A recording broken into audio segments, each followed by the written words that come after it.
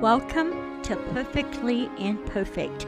I'm Elizabeth Barson Hershey, and having been born with no arms, I, along with my guests, have come to learn the truthfulness and beauty that we can rise and triumph as our lives were meant to be perfectly imperfect. Hi, welcome to Perfectly Imperfect with Elizabeth Barson Hershey. Legacy. Leaving a legacy means making an impact that will last long after death. Do you even wonder or care about what you will be remembered by? Today, I'd like to share and make a tribute to those who have passed and to those who are living that have left and are leaving a legacy in my heart forever. Here are their stories. First, my great-great-grandpa, Peter S. Barson, who was born in England. When he was 5 years old, he, his parents, and his 2 younger siblings came to America. While sailing up the Mississippi River, his mother was stricken with cholera and died. Then he lost his 2 siblings to the same disease. My great-great-grandpa and his father continued to cross the plains to Utah with so much faith. Later, his father remarried, and then he passed away when my great-great-grandpa was just 14 years old. Soon after his father's passing, my great-great-grandpa's stepmother found out that she had inherited some money back in England, and she decided to leave my great-great-grandpa. Can you imagine the sadness that my great-great-grandpa felt as he saw her throwing 50 cents out of the carriage to him and hearing the clickety-click of the carriage wheels driving away? Here he was, 14 years old, completely abandoned in a different country. Well, my great-great-grandpa never wavered in his faith, and he was known to be such a fun and optimistic person. He was also adopted by an LDS family. Thank you, great-great-grandpa Barson, for your example to be optimistic in an unknown world. Then there's my grandpa Walter Withridge, who was born in Switzerland. At the age of 19, he was baptized in a river there. The evening prior to his baptism, he became extremely ill and was rushed to the hospital. The doctors assumed it was appendicitis and told him that he had to postpone his baptism due to the surgery that would be performed the next morning. Well, 7 a.m. came that next morning, and my grandpa called up the LDS missionaries to quickly come and get him because he refused to have surgery and miss this opportunity to be baptized. The missionaries wheeled him out of the hospital with much doubt as to what they were doing, since my grandpa was in so much pain. They drove to the river, carried him into the river. My grandpa shook because the water was so terribly cold, and he was in so much pain. But the missionaries proceeded to baptize him.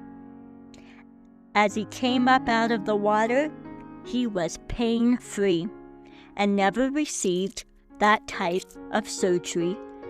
It was this same grandpa, while living here in the U.S., went out to the field to check on the onion harvester and noticed it had stopped due to some onions that were stuck. So he proceeded to push those onions in with his hands, which caused the most unthinkable tragedy.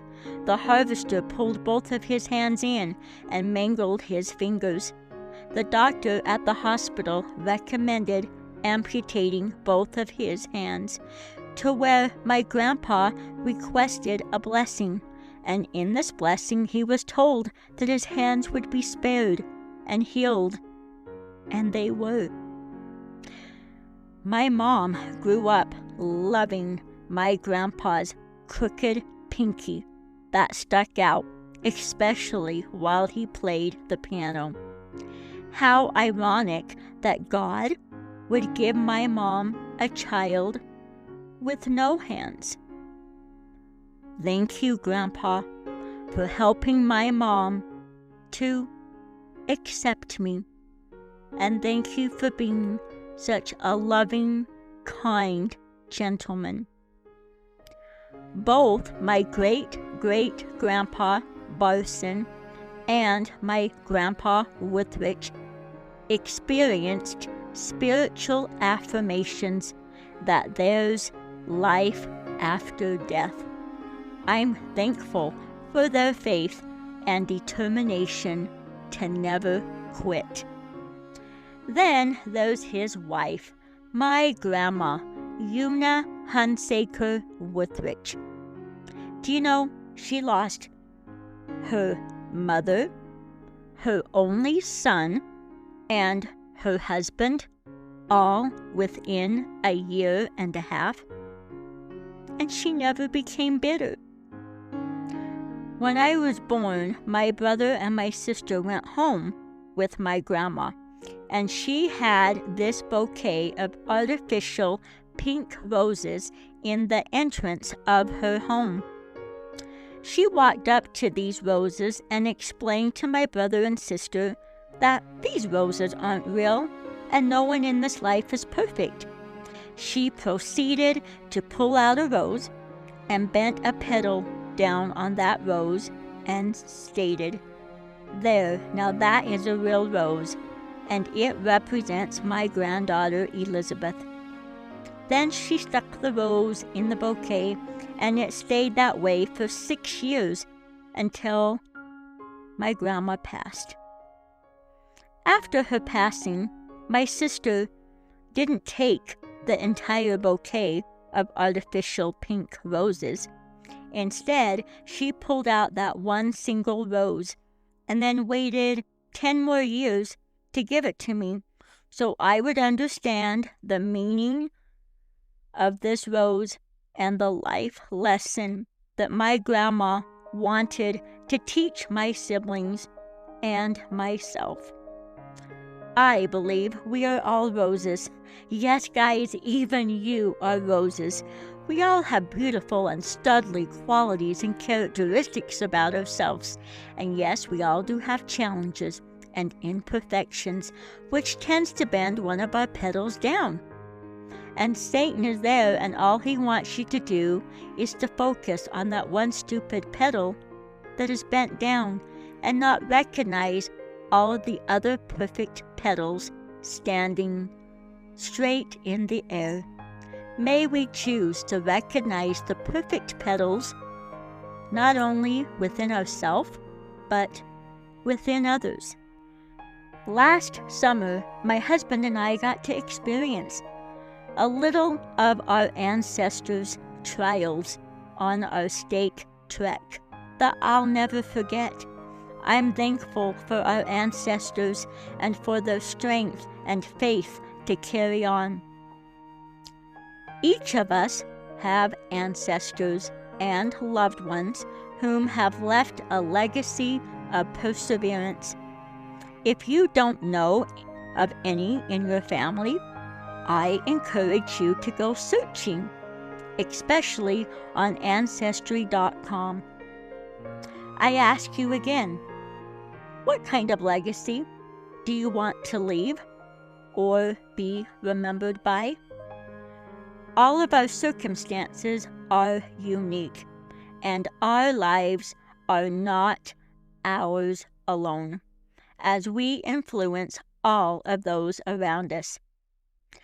Whether you're a parent, grandparent, single, a sibling, an aunt, uncle, neighbor, or coworker, or cousin, you are leaving a legacy. As to the living people in my life, how I have been deeply affected by the young women leaders in my youth, the teachers at my school, and the youth and children that I have taught as an adult, both in the school and within my church. You have lifted me up and made my life happy. To President Lewis, that I had the opportunity to serve with, thank you for simply loving everyone just as we are. How much I learn about love and service from my neighbors, Becky, Tony, Jenny, Jenna, Natalie, and Kristen. We are not blood related, but we are family. We treat each other like family. To Emily, my pedicurist, to Suzanne, my hairdresser, and Gina, my go-to makeup person. You all make me feel not only beautiful on the outside, but you make me feel beautiful on the inside by your kind words and the strong women that you are. To my friends, both past and present, I truly believe the saying, a friend is God's way of proving to us that He doesn't want us to walk alone. Wow, I have so many friends. Just to name a few, thank you to Becky, Natalie, Kira, Alicia, Susan, Megan, Kelly, and Kim. And the list goes on and on. Thank you for your laughs and tears. You were always there for me. Some of these women have experienced difficult challenges in their life, and they have been an example to me to never give up. Why do I bring up all of these individuals? Simply to prove a point, and that is we affect everyone around us. What wonderful attributes these individuals have that if you haven't already acquired, you should. These are wonderful attributes to be remembered by. You know, I have witnessed many miracles in my life. If you've heard my life story, either through personal public speaking or in episode 2 of this podcast, you know that my life has been spared in a terrible car accident when I fell from the top of the high school bleachers and landed on a bar before hitting the floor, or even when I've had serious falls and experienced obnoxious concussions. These miracles have been big, and I've also experienced small miracles. This past July, I witnessed a big and small miracle. The biggest was witnessing my niece finally starting to heal after having a stroke due to her pregnancy, and then witnessing the blessing of her baby that we didn't even know if she would survive. The next smallest miracle is that 2 days after returning from an out-of-state trip, my front tooth fell out. This is the front tooth that I lost in January. How embarrassing that would have been to have lost it while out of state, especially at the wedding. Then I was supposed to have oral surgery at the exact time when I had committed to speaking at a youth conference. Well, I decided to put God first and postponed my surgery. When, to my surprise, I got to have surgery within 6 days later and was able to speak at that youth conference. God's hands were in all of those details. As I close this episode today, I'd like to show a few more pictures of living individuals who have left a legacy in my eyes and my heart. First, to my parents. They have loved me unconditionally. When I was younger, they were asked to do hard things in my life, and they either got praised for it or criticized. They taught me to believe in myself, and they will always be my heroes. Second, my siblings. How annoying I must have been when I required so much physical attention from my parents when I was young, but they still loved me and let me be a part of their own family that they now have. Which leads me to the third picture, my nieces and nephews and their great nieces and nephews. Aren't they so cute? Why did I need my own children in this mortal life when I have these children? How proud I am of each and every one of them for who they are. Fourth is my husband, Jeff.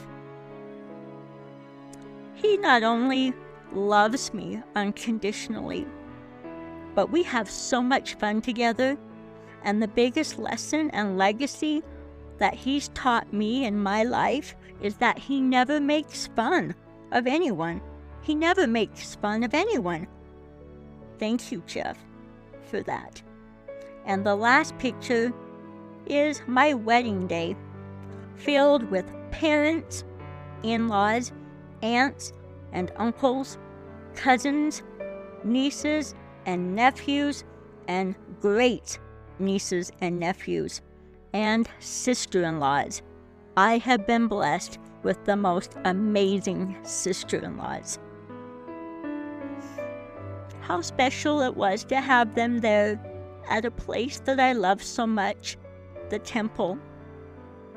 I could go through this picture and talk about each individual and how they have impacted my life. I love them so much. I also love those who were not able to be there in this picture. My family and my friends have impacted my life so much and blessed me and have accepted me for who I am and for my situation. So I ask you one last time, what do you want to be remembered by? Start searching for ancestors and see the great examples that they have left you, and choose to follow their example If you feel like you have no family members who have left a legacy of example, then I suggest you start being one. In closing, I would like to let all of you know how I want to be remembered. First, I simply tried. Sometimes I succeeded, and sometimes I failed, but I tried. I loved my job, and working with the most innocent, beautiful children over the last 20 years of my life. I love to laugh so hard until my stomach hurts.